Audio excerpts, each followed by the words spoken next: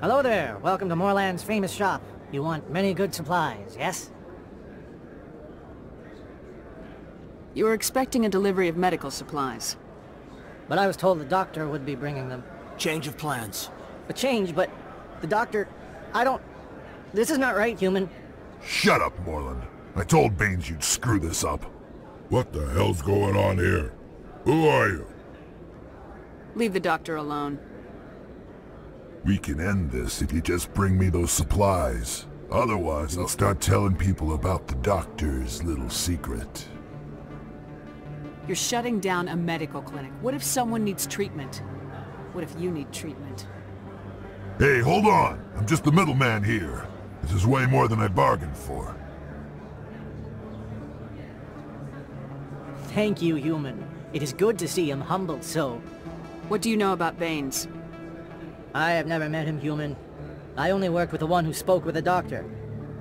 Goodbye. Yes, all right then. Good tidings to you, human.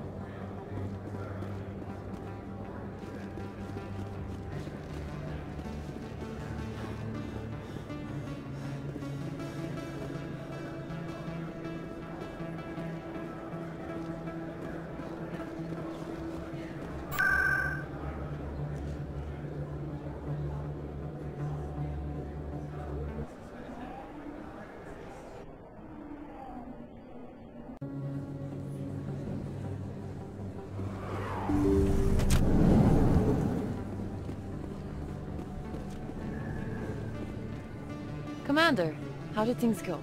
He won't be bothering you anymore. Really? That's a great relief, Commander. Thank you. I can't pay you for your help, but I can give you a discount on any supplies you purchase here. The thug said he worked for a man named Baines. Sound familiar? Baines? I wonder if he means Armiston Baines. We worked together a long time ago. What can you tell me about him? Last I heard, the Alliance military was contracting him for some research in the Traverse. Captain Anderson might know him. We'll see what the captain can tell us. I wish I could tell you more. Is there anything else I can help you with, Commander? I'll be going now. Goodbye, Commander. Nice talking to you.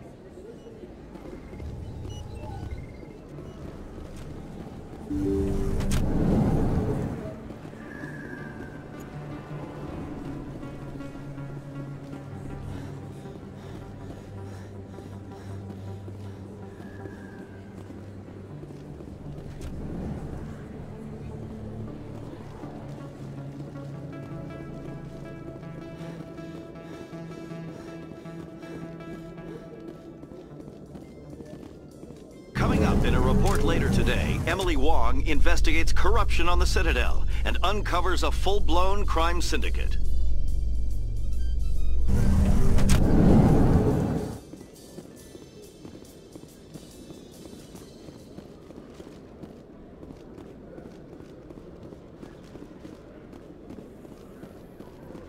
Congratulations, Shepard. Heard they made you a Spectre. I'm glad somebody got the Council to see Saren for what he really is. I appreciate that, Garrus. I resigned from C-Sec after the Council ignored my investigation. I was sick of all the politics. You're the only one who seems to be doing anything about Saren. Let me come with you. You're a Turian. Why do you want to bring him down? I couldn't prove it in my investigation, but I knew what was really going on. Saren is a traitor to the Council and a disgrace to my people. Welcome aboard, Garrus. You won't regret this, Shepard.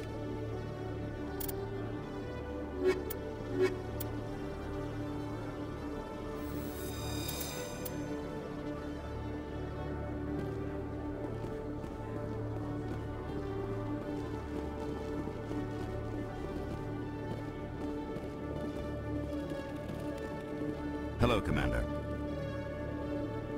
Show me what you got. Sounds good. Just let me set you up.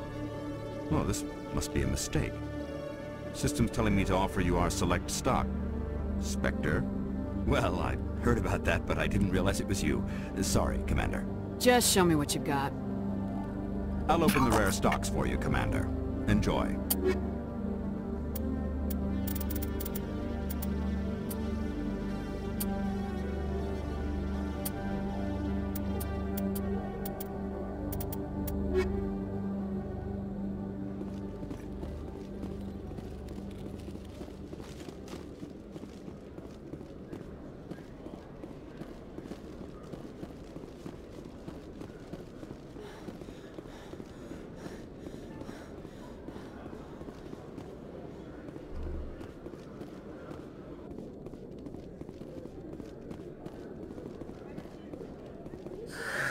Hello again. Did you have any luck finding Shorben? I found out you've been lying to me, Jalid. Lying? Why would I lie to you? You forgot to mention the data about the Keeper. He told you? I didn't mean for any of this to happen. I was afraid Shorben would kill me to get the data, so well, I was hoping you'd take care of him. I'm scanning the Keepers for Shorben, but you two need to stop fighting. You're helping us? But, well, if you say so. Well, if Shorben can forgive and forget, then so can I. I appreciate the help, Commander. I better go get that data analyzed.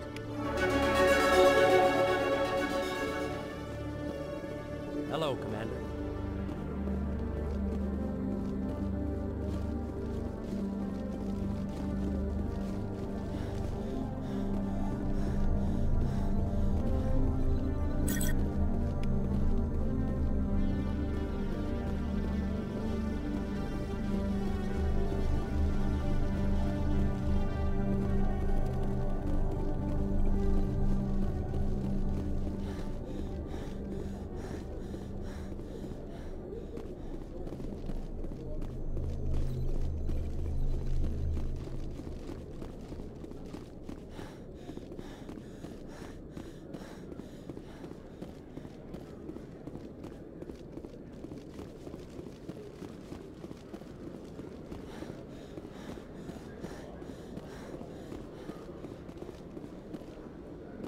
A Solarian excavation team has run into an unexpected problem after unearthing a Prothean dig site. Hanar protesters have blockaded the dig site, claiming that artifacts of the Enkindlers, as the Hanar call them, should not be disturbed.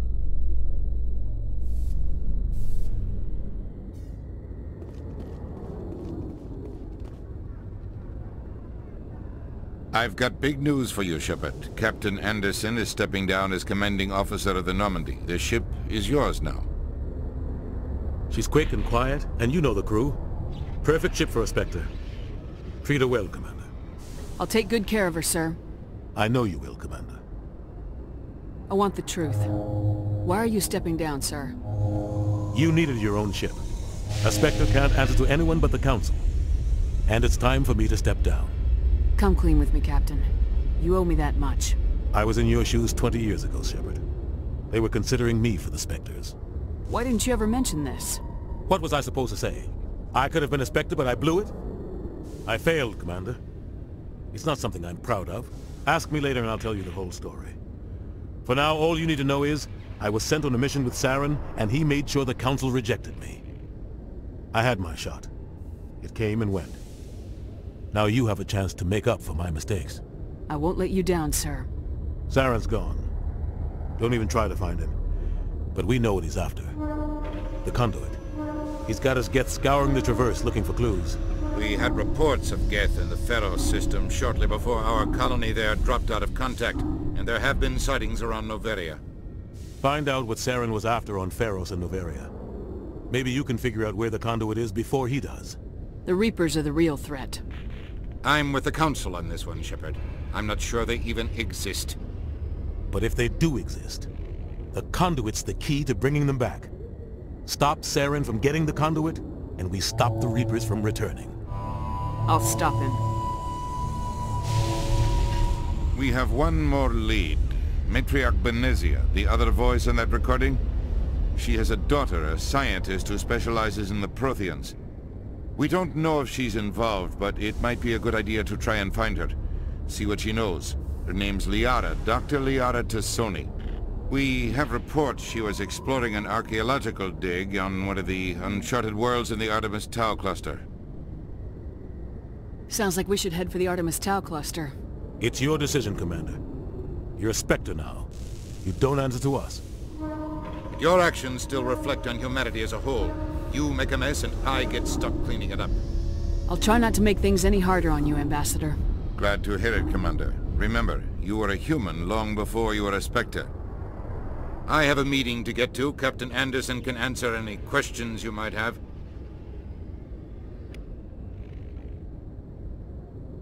Yes, Commander? How are you holding up? Honestly, this isn't how I pictured my career coming to an end. Pushing papers really isn't my thing, but you're the one who can stop Saren. I believe in you, Shepard. If that means I have to step aside, so be it. What do you know about the Artemis Tau cluster? Not much. I've never been there myself. A handful of systems with a few small, uncharted worlds, but no real colonies. Might not be easy finding Dr. Tassoni out there. My advice is to look for the world with the Prothean ruins. What do you know about Armiston Baines? Where did you hear that name? Never mind, I don't want to know. Baines is dead. Has been for quite some time. The people I spoke with seemed to think he was still alive. It's not common knowledge. Military's keeping it under wraps. Baines was doing some high-level work for the Alliance. Stuff even I wasn't aware of. One day he turns up dead on a drifting scout ship. Everyone suspects it was foul play, but it was never officially investigated. What can you tell me about the ship? I don't know much about it. You should talk to Admiral Kahoku. One of his crews discovered Baines' body. Any idea how to find him? Last I heard, he was up in the tower trying to get the Council to investigate Baines' death. Is there anything else, Commander? I should go. I'll be here if you need anything.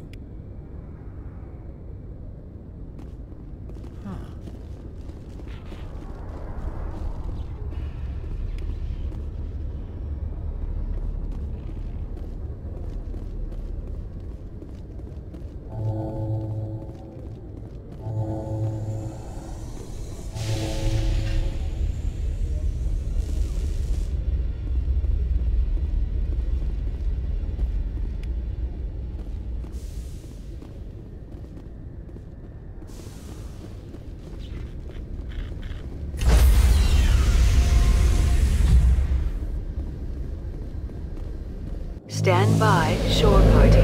Decontamination in progress. I heard what happened to Captain Anderson. Survives 100 battles and then gets taken down by backroom politics. Just watch your back, Commander. Things go bad on this mission, you're next on their chopping block. Captain Anderson should be the one in charge.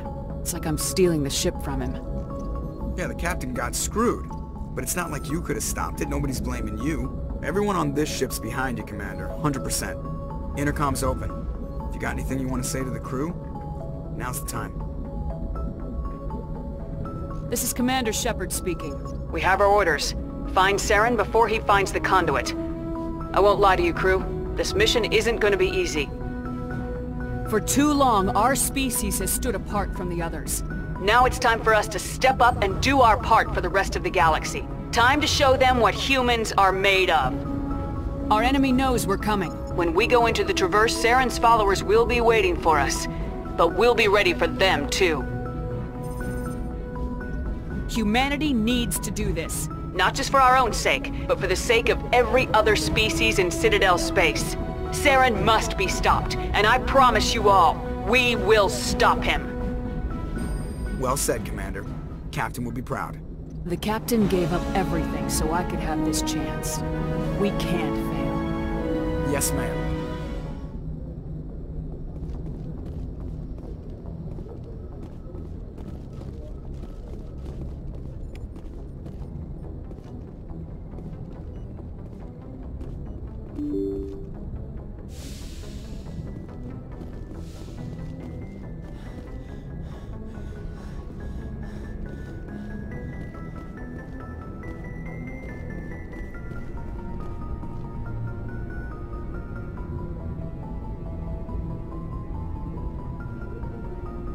Anything you need, Commander?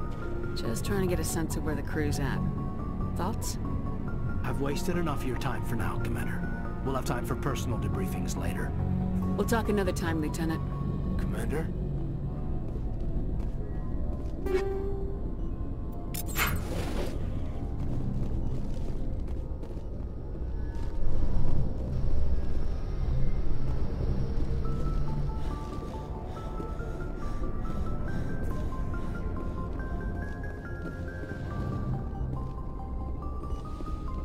Yes, Commander? Is there something you need? How did you end up serving on an Alliance ship? I enlisted right out of med school. Earth always seemed boring to me. Too safe, too secure. I figured the colonies were teeming with exotic adventure. I wanted to travel the stars, tending the wounds of tough soldiers with piercing eyes and sensitive souls. Turns out military life isn't quite as romantic as I'd imagined. But humanity needs the Alliance if we want to keep expanding through the Traverse, and the Alliance always needs good doctors. So I stayed on to do my part. Ever think you made the wrong choice? Sometimes I think about opening a private practice back on Earth. Or maybe taking a position at one of the new med centers out in the colonies.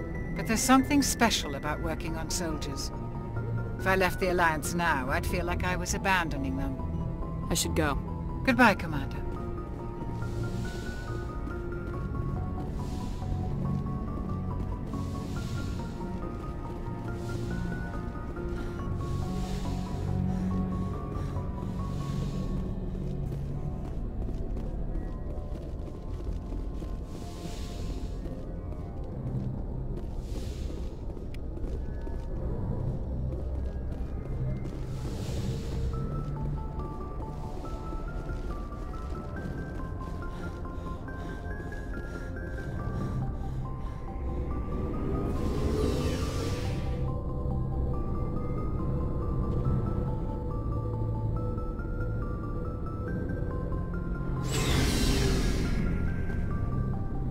Hey, Commander.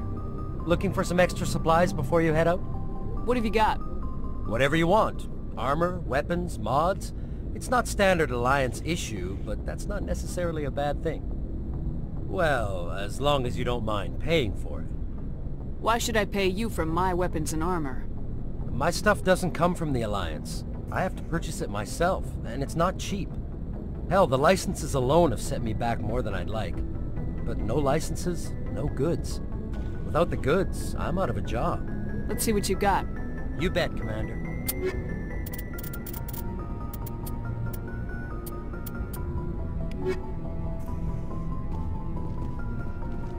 Thanks for bringing me on board, Commander. I knew working with the Spectre would be better than life at CSEC. Have you worked with the Spectre before? Well, no, but I know what they're like. Spectres make their own rules. You're free to handle things your way. At CSEC, you're buried by rules. The damn bureaucrats are always on your back. For the most part, the rules are there for a reason. Maybe. But sometimes it feels like the rules are only there to stop me from doing my work. If I'm trying to take down a suspect, it shouldn't matter how I do it, as long as I do it. But CSEC wants it done their way. Protocol and procedure come first. That's why I left. So you just quit because you didn't like the way they do things? There's more to it than that. It didn't start out bad, but as I rose in ranks, I got saddled with more and more red tape. CSEC's handling of Saren was typical. I just couldn't take it anymore. I hate leaving. I hope you made the right choice. I'd hate for you to regret it later. Well, that's sort of why I teamed up with you. It's a chance for me to get off the Citadel, see how things are done outside CSEC. Either way, I plan to make the most of this. And without CSEC headquarters looking over my shoulder, well, maybe I can get the job done my way for a change. If getting the job done means endangering innocent people, then no. We get the job done right, not fast. Got it? I wasn't trying to. I understand, Commander.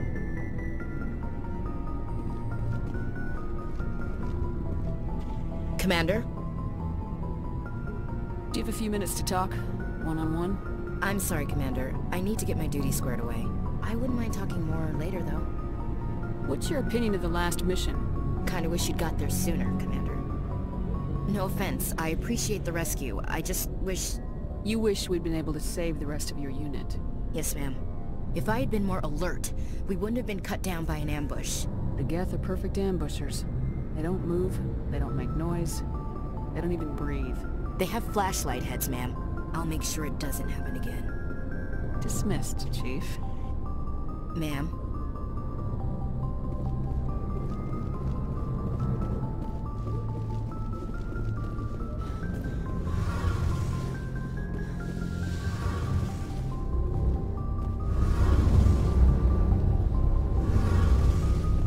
Hey, Commander, you know that Quarian, Tally? She's been spending all her time down here asking me about our engines. I'll tell her to leave you alone. What? No, she's amazing. I wish my guys were half as smart as she is. Give her a month on board and she'll know more about our engines than I do. She's got a real knack for technology, that one. I can see why you wanted her to come along. I figured she'd be a real asset to the team. You got an eye for talent, Commander. But I'm guessing that's not why you came down here. Fill me in on the IES stealth system. How does it work exactly? You can't hide a ship out in space. They emit too much heat and radiation. Too easy for sensors to pick them up, unless you find a way to capture those emissions. So our stealth systems trap the energy we give off in storage sinks built into the ship itself. No emissions to give away our location.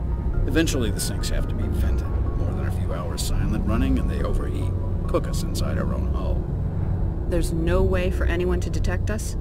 A visual scan can still pick us up. Anyone looking out a window can see us plain as day. But you have to be pretty close to get an actual visual out in space.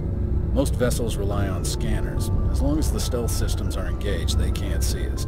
Not unless we accelerate to FTL speeds. Why doesn't it work with faster-than-light travel?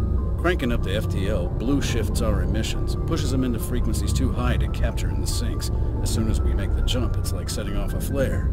Sensors can pick up our location whenever we enter or exit FTL flight, but for short-range missions, our stealth systems are amazing, and we've got the only one. Where else have you served, Adams? If you name a class of Alliance ship, I've probably served on it. Everything from dreadnoughts and carriers right down to frigates like the Normandy.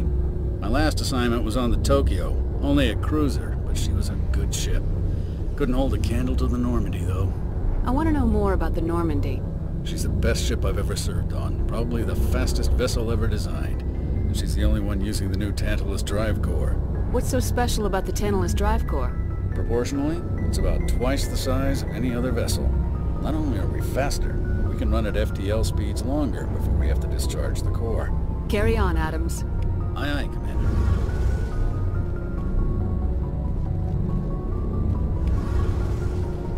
Your ship's amazing, Shepard.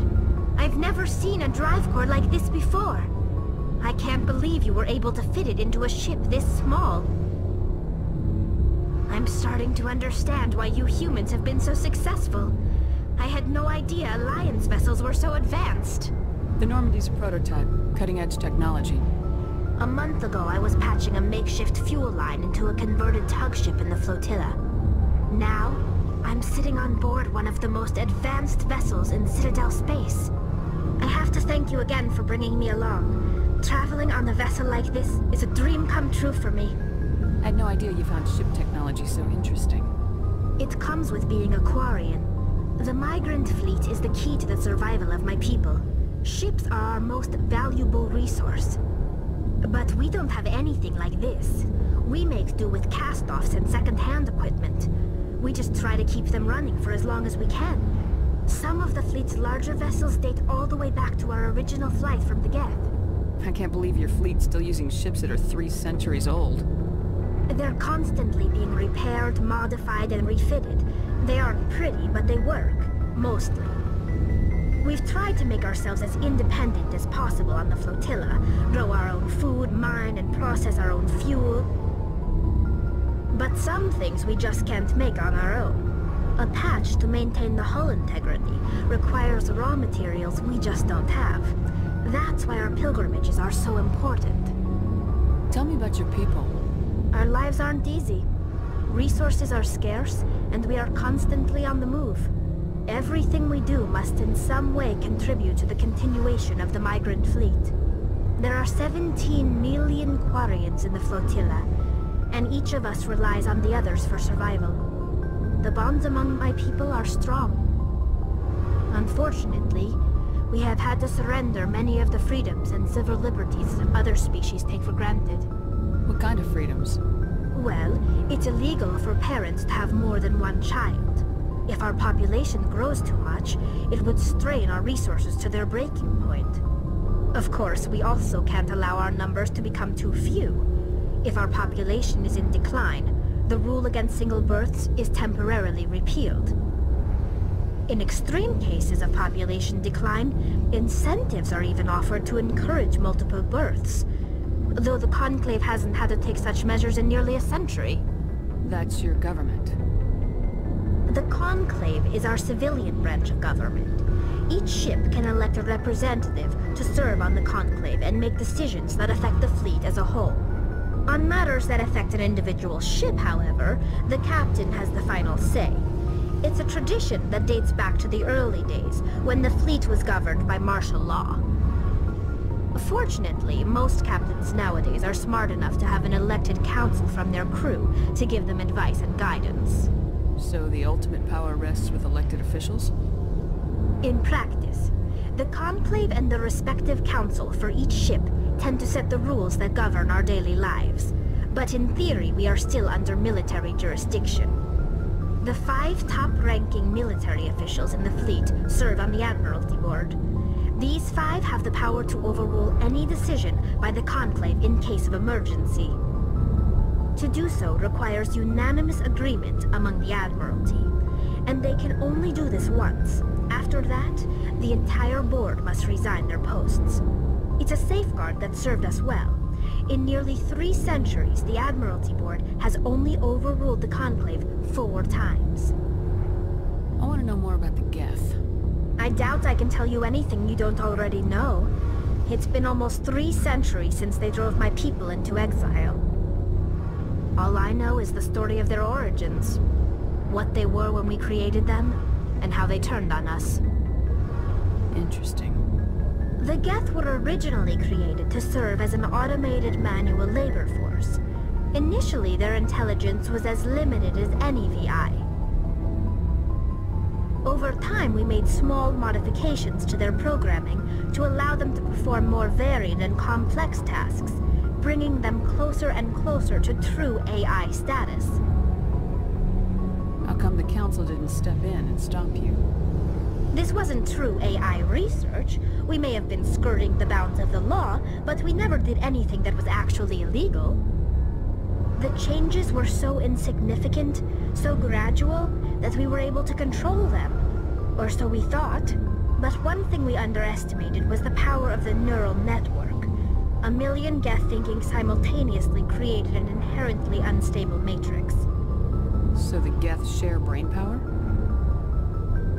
Many of the Geth's logic systems were designed to work in concert with other nearby Geth. Basically, the more of them you have in a group, the smarter they are. So there's some sort of group consciousness? No, nothing like that. They cannot share sensory data or information. Their programming cannot handle that much simultaneous input. Each Geth maintains an individual awareness and identity. The neural network only operates on a process-based level. It's basically the synthetic equivalent of a subconscious. But when they're in close proximity, they can coordinate low-level functional processes, freeing up more capacity for original or independent thought. That doesn't make any sense. I'm probably oversimplifying. The Geth are incredibly advanced and complex creations. All you need to know is that they get smarter when they gather in large numbers. As we built more and more Geth, their effective intelligence became more sophisticated, more abstract. One day, a Geth began to ask its Quarian overseer questions about the nature of its existence. Am I alive? Why am I here? What is my purpose? As you can imagine, this caused a near panic among my people. I don't see what's so bad about those questions. The Geth were created to engage in mundane, repetitive, or dangerous manual labor. That's fine for machines, but it won't satisfy a sentient being for long. The Geth were showing signs of rudimentary self-awareness and independent thought. If the Geth were intelligent, then we were essentially using them as slaves. It was inevitable the newly sentient Geth would rebel against their situation. We knew they would rise up against us, so we acted first.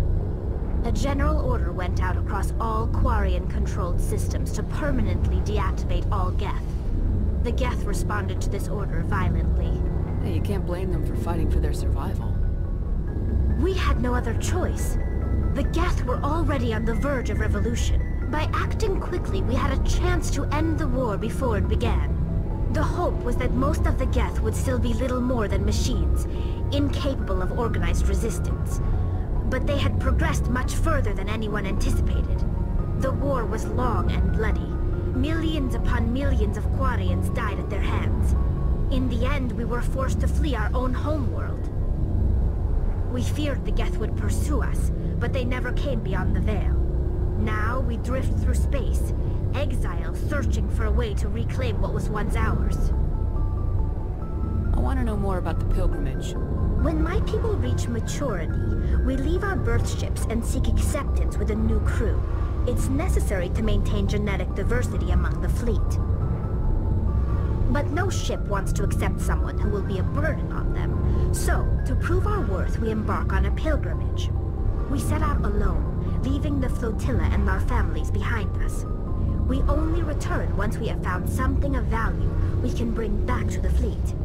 This is presented as a gift to the captain of the respective ship we wish to join. If the gift is accepted, we are welcomed into the crew. Can a captain choose to reject the gift? That doesn't happen often. Most captains are eager to increase the size of their crew.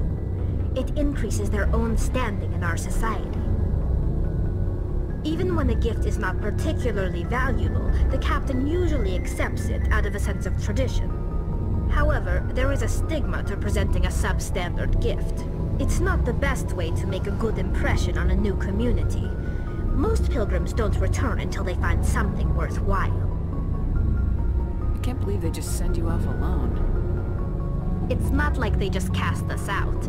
Before we leave, we are given lessons in how to survive outside the flotilla, and given gifts to help us on our journey. We also receive implants to fight off sickness and disease. Generations of living in an isolated and highly controlled environment have left our immune systems weaker than most. By the time we leave the fleet, we are well equipped for the pilgrimage.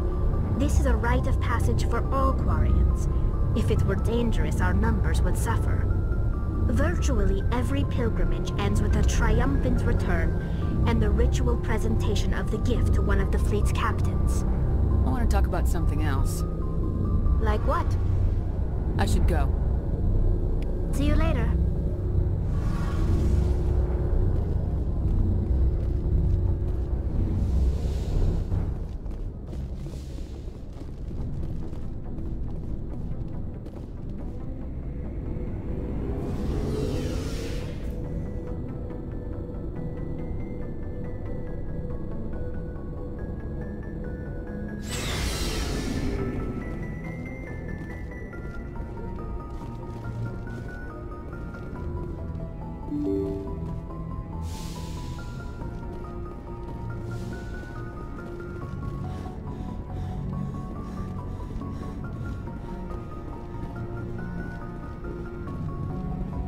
Commander, something you need?